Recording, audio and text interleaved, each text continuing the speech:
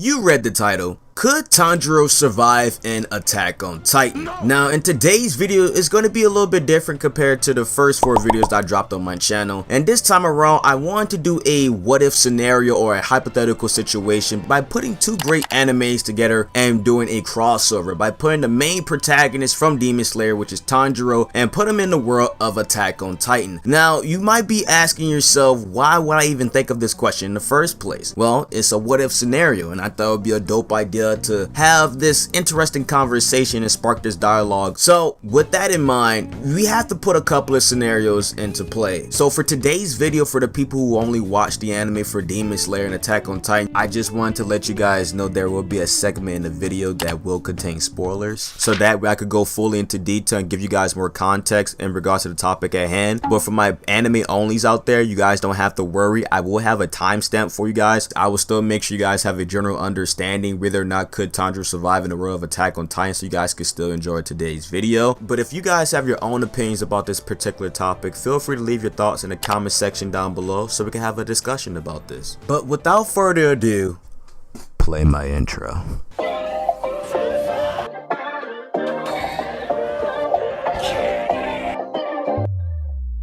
Now, before we dive into the meat and potatoes of today's discussion, let's talk about the background of these 2 great animes. Now, for starters, Demon Slayer is taking place in a world where we focus on our main MC Tanjiro and his younger sister Nezuko, and he goes against demons along his journey trying to find a cure to bring back Nezuko back into her regular human state. As for the world of Attack on Titan, however, it takes place in a setting where human beings are surrounded by gigantic walls, so that way they can be protected where they won't be eaten by titans. Unfortunately enough, if you watch the first episode of Attack on Titan, as you guys are seeing the clip right now, you know if that day comes to an end and the world breaks in complete chaos. And that's where we focus on the main MCs such as Eren, Mikasa, and Armin, and they take a stand to fight for humanity and fight back against the titans. So now, since I told you guys about the backgrounds of these 2 great animes, we have to sit back and think for a second. Could Tanjiro really survive in the world of Attack on Titan? Let's put things into perspective for a second. Our main MC Tanjiro is going from his world where he's fighting demons in terms of strength are way stronger than the average human being. Now he's going to a world where he's fighting titans that are ranging from 3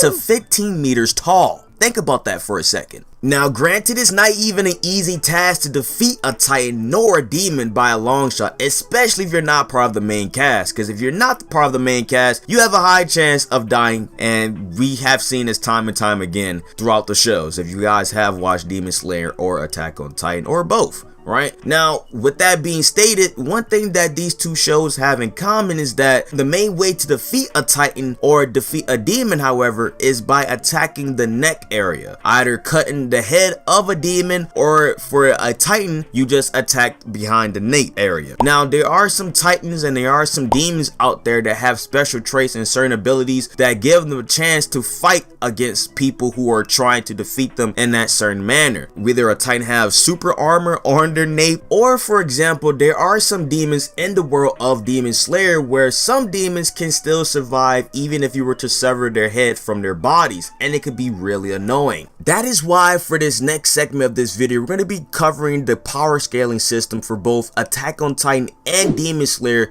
so that way you guys can have a general understanding where Tanjiro stands in terms of survival in the world of Attack on Titan. So starting off with the power scaling system with Attack on Titan is not that complex in my opinion, so I'm going to explain the power scaling system to you guys as simple as possible, so that way you guys can all have a general understanding where each person lies at. So starting off at the bottom, we have the regular human beings and soldiers, and then as we move up the chain we have the titans, and as we move further in the list we have the acromans, and then last but not least we have the titan shifters, and each titan shifter have their own unique ability. Now, the only person in the world of Attack on Titan that I believe that should have his own personal power scaling category is a character named Levi Ackerman. Time and time again, this character has demonstrated why people consider this guy to be a god, or some people may call him God Levi. And the reason why people consider Levi to be a god is not because of the simple fact that he's a cool character, but because he's a Ackerman, he has a unique trait that gives him the ability to be a better soldier than an average human being, and also because some some of the things he has accomplished in the series. Like for example, in season 1, Levi single-handedly took down the female Titan with a crazy ass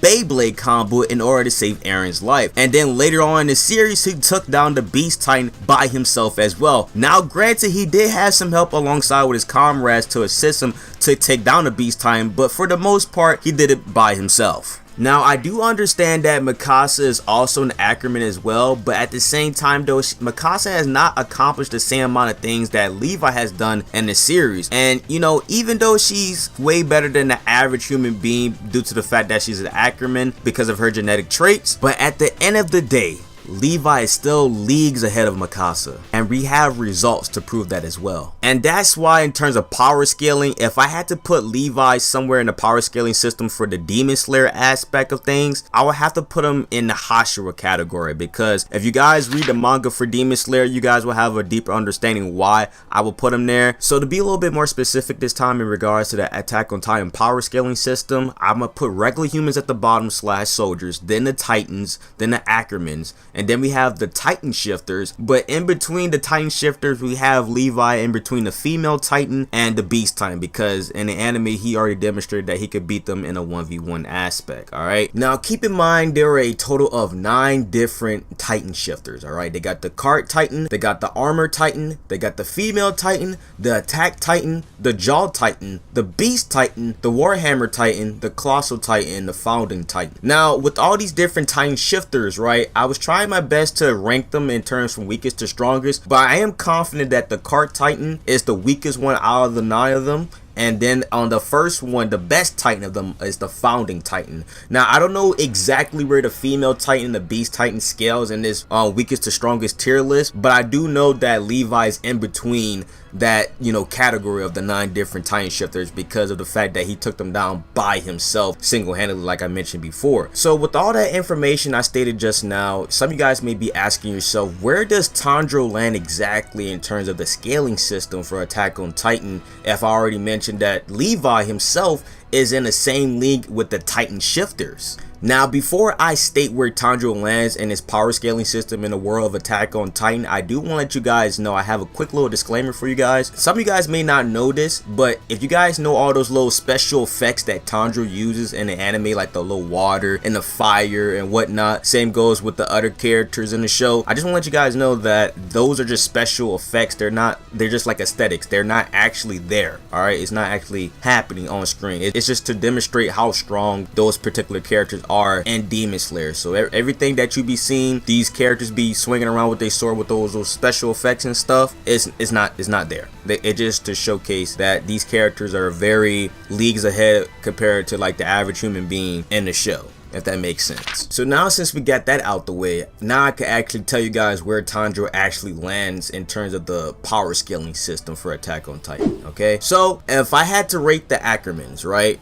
just going off from them, that's where I'm gonna have the starting point at. We have Mikasa, we have Kenny, and we have Levi. Now Levi's at the top, then I'm gonna put Kenny at the second, and then Mikasa last. All right, Kenny taught Levi how to fight. All right, that's where he got his skills, and then later on throughout his life, Levi polished on his skills to get even better as a soldier in the world of Attack on Titan. Now Tanjiro, me personally, I feel like he lands like between Kenny and Levi. I would say in a 1v1 setting between Mikasa and Tanjiro win that fight. If you guys want to have a debate on that aspect, we can have that discussion in the comment section down below. Now, for my Tanjiro fans out there, I just want to let you guys know I'm not trying to downplay him. I mean, I've seen the anime and I've read the manga. He has demonstrated time and time again that he's able to fight for himself and stand on his own 2 feet when it comes to fighting those demons. All right, he's nothing to play with. Now, we're putting Tanjiro in a different world. All right, I want you guys to understand this is the world of Attack on Titan. He's no longer fighting demons. He's fighting these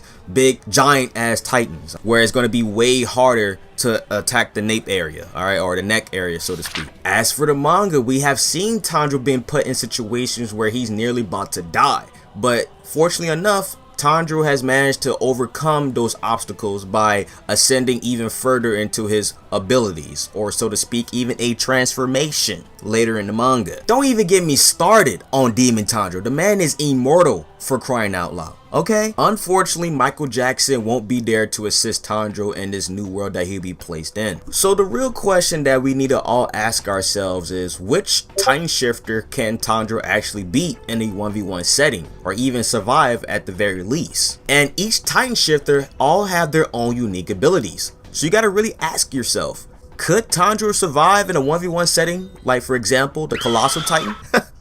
If you ask me, he is not surviving. Probably, maybe if he's lucky, but he is getting steamed to death. I mean, look at my boy Armin, for example.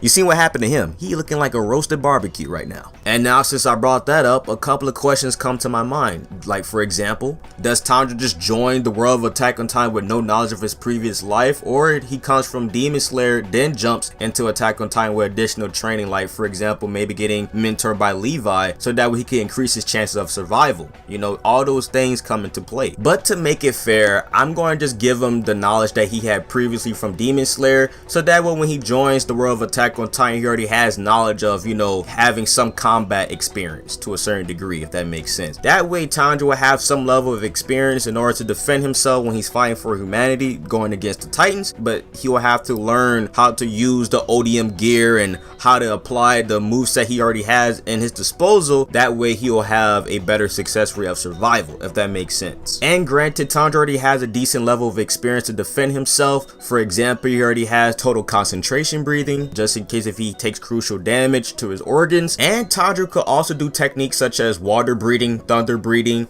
and even sun breathing. And I do personally believe that if Tanjiro do find a way to combine the techniques that he learns from Attack on Titan with the additional knowledge that he already has already from the world of Demon Slayer, I do believe he can increase his chances very tremendously if he gets the proper training as well, like for example being trained by Levi. And this whole topic of whether or not could Tanjiro survive in the world of Attack on Titan, this video could last for like hours, and there's so many different scenarios and what if factors that could go into play. So I'm gonna just say, generally speaking, that I do think Tanjiro could survive at the end of the day, but that's only if, and I mean only if, Tanjiro play his cards right in every situation that he's in, and he has multiple options in order to survive depending on what situation he's technically in. Now don't get me wrong, I'm not saying Tanjiro can't die at all, but I will say this: I think Tanjiro has a 70 to 80% survival rate if he was in the world of Attack on Titan.